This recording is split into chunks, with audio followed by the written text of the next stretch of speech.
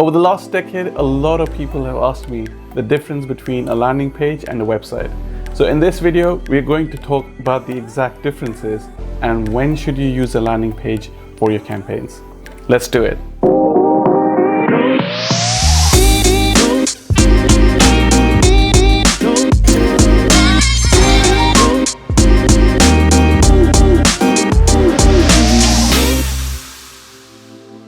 So what's a landing page? A landing page is a web page with a clear focus on a single call to action. A call to action could be that we want visitors to fill out the form or click through to the next page. This is also known as a conversion.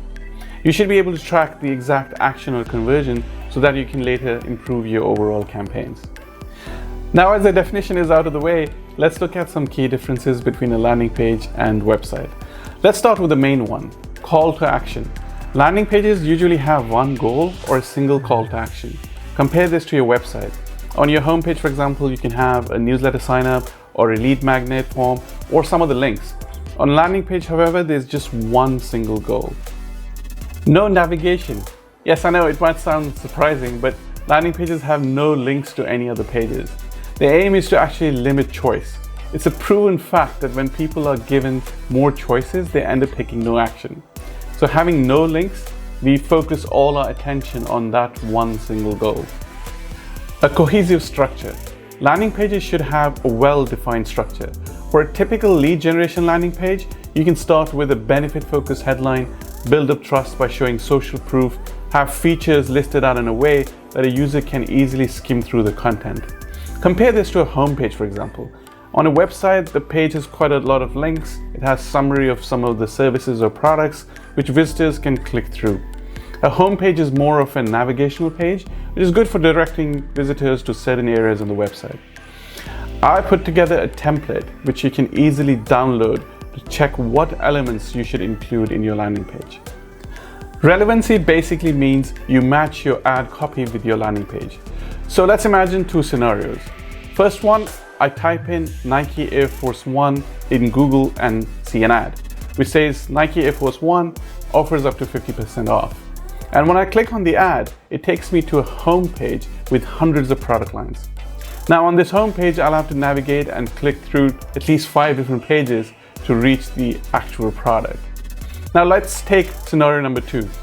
In this scenario, we link the Google ad to a landing page where we list all benefits, features, include a video, show social proof, and also offer a 50% discount coupon, which users can easily copy.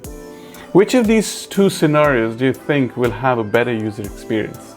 Clearly is the landing page route, as the landing page is super relevant to the search query of the customer. Now let's take the previous example and expand it. So if a visitor types in Nike Air Force 1 Junior, then we can effectively copy the same landing page and change some of the elements to match that audience. Because landing pages are built outside your website, they're easy to update and deploy. This allows marketers to create better quality campaigns without the need of IT. There are also clever ways with which you can dynamically change the content of your landing page using URL parameters. We'll cover this topic in future videos. So please do subscribe to my channel by clicking the subscribe button below. Since we've covered some differences, let's look at where you can use landing pages over your website. Paid traffic campaigns. For paid traffic campaigns like Google ads or Facebook ads, I'll always recommend using landing pages, as you're spending money for every click, so every visitor is important. With a clear focus and attention, you can get better results. Promoting content on social media. You can use specific lead generation landing pages on your Twitter, Instagram bio to generate leads. These are called lead magnets, where basically you exchange an ebook or a freebie with your prospect's email address. SEO. There's one area where I wouldn't recommend using landing pages. Because of the dynamic nature of landing pages where you can do split testing and keep changing the content, I recommend sending organic traffic to your main website. If you want to know more about A/B testing your landing pages, check out my other video linked here. Now let's look at some examples of Google ad campaigns and check what's happening out in the wild. Are marketers using landing pages or are they sending paid traffic to the homepage? So let's do it. Let's check what industries are doing when it comes to running Google ad campaigns. So I'm going to use Hrefs in this case because I don't want to type things in Google and basically if for every click I make on Google, a client will have to pay for it. So in Hrefs, they already have a lot of cache data. So that means I can look at all this information, look at what the ads are running, and for different landing pages, I can simply click on them without, costing anybody anything. So let's start with one of my favorite campaigns, dental implants. So we want to click the search box here, and here when you look at this data, on the left side you will see ads history. When you click on it, you will see all the landing pages which the customers are running. So let's look at the first one. So clearchoice.com. So imagine now if I'm the customer and I've typed in dental implants. So obviously I'm interested in dental implants.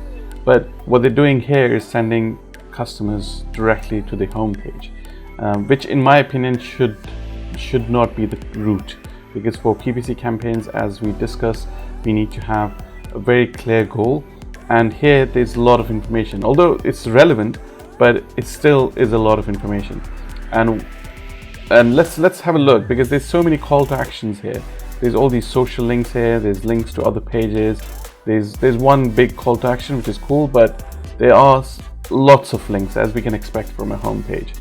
And if I, for example, click on Facebook, first of all, they haven't actually linked their Facebook page correctly, so it's kind of showing me this error.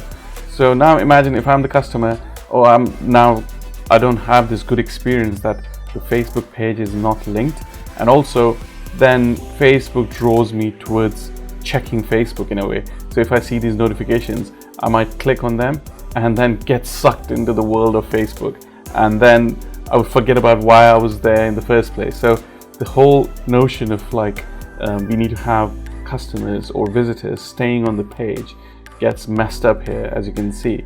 So I can easily come out of the website in that case. So let's have a look at the next example. The next example I want to look at is, for example, if I'm searching for a financial advisor. I know this industry very well because in our agency we built tons of landing pages for this particular category. So if I type in financial advisor, I can see all these different landing pages. And what I've done is I've opened a few of them so we can have a look. So let's look at the first one. So this one is called Senior Finance Advisor. And on this page, if I'm looking for a financial advisor, I'm looking for a financial advisor near me or near my location. So in this case, then I'll have to enter my zip code, or in the UK, we'll type in the postcode. But notice how the page is structured. It's very cohesive, and there's social proof, there's information here, which kind of makes it feel that, yeah, that's what I want to do. That's the route I want to take. And they've cleverly put all the call to actions here. So if I click get started, it takes me back to the form here. There's a phone number at the top, which is kind of like a secondary zip conversion. And so there's no other links, there's no distractions. You can't go anywhere else except for typing in the postcode. So this is the paradox of choice. When you give people less choice, they actually make a choice and make a decision. Now let's look at another example, which is called let's make a plan.org. And this page, although it has more of a landing page look and feel, so you have all these sections here, which kind of are the same ones which we talked about. There's social proof, there's a form here, there's a call to action, but unfortunately they still have got the navigation bar at the top. They still have some links here which then point to some other pages, so they're effectively sending traffic to the home page. So if you compare now a visitor on this page versus the other page, I personally believe that people who are sent to the landing page will take an action.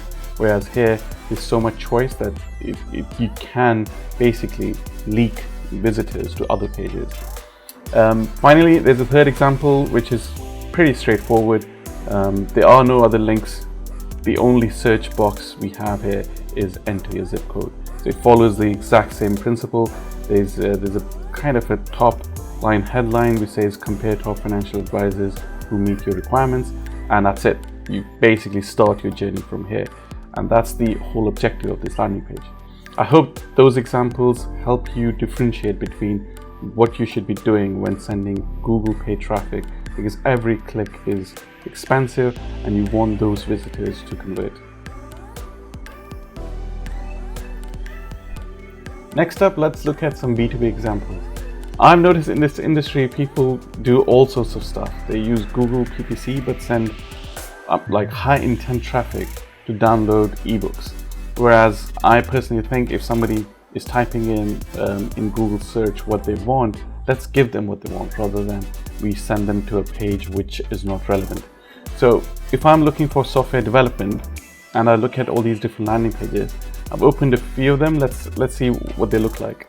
The first one from Uploader Studios doesn't say anything about software development. It just simply sends me to a page which says build a tech project with us. But I don't know anything about their company or their brand, so it's highly unlikely that somebody is going to fill out this form without knowing any kind of background. Of course, they have some more information when you scroll, but shouldn't this be the other way around, where the information which is relevant to that user should appear first? Like, there should be a benefit statement with a headline, there should be information about what the company offers, different services, social proof and all of that. And unfortunately in this instance they've skipped everything, and they've literally showed a big fat form with all these different fields. But there's good news, there's other pages here. For example, one from OpenExcel. This one, although is not responsive, I don't know why. I have to scroll here, but it seems like they haven't made this page responsive. I can see they're using relevant keywords in the heading, which is software development company, and then it's quite relevant. It has social proof here from Clutch, and there's some brand logos of companies they've worked with in the past. This is all good stuff, and it also has awards and recognitions. There's information about pricing, technology stack, tells me everything which I need to know in case if I want to take the action. And the best part is there are no links to any other pages, so it's like one page which has all the information you need, and the only call to action is filling out this form and starting your 7-day free trial. So it kind of ticks all the boxes for a good landing page in my opinion. The next one is called Active Logic Labs. On this page, again, we've been sent to almost like a landing page, which basically is their home page, but it has no other links, which is a good news. And although I would change the call to action to make it a bit more prominent, because at the moment it's black, it's kind of blending in with the background. But there's a good headline here with custom software development or custom software as a keyword which appears in the main heading, making the whole experience very relevant. If I click let's discuss your development project, it scrolls to the bottom of the page where I can fill out the form. And again, there's social proof here, there's information about the team, there's a Clutch badge. If I click on it, I open up in a new tab. Although I would avoid opening up in a new tab, I'd probably have a pop-up in this case, but it's still very relevant, and I think they've done a good job. So let's look at some more examples I've got here. The one is from stripes.eu. They're sending, again, high intent traffic to their homepage. So if I'm looking for software development, they have something which says software solutions, but then there's this gets lost because there are more services here, and they're trying to sell everything on their homepage, which obviously is not a bad thing for a homepage. But as we know, I've typed in software development, I'm interested in software development, so show me a page which talks about software development. So I have this concern that people still, although they are spending money on Google, they're sending high intent traffic to their home pages. And I found another example. Unfortunately, their page wasn't up. So to me, this is like lost opportunity. I don't know why this happens, where people use Google PPC and send traffic, paid traffic, to broken URLs. I hope there's a lesson out here. I hope you got value from this video. If you would like to watch more videos like this one, please subscribe to my channel, and I'll see you next time.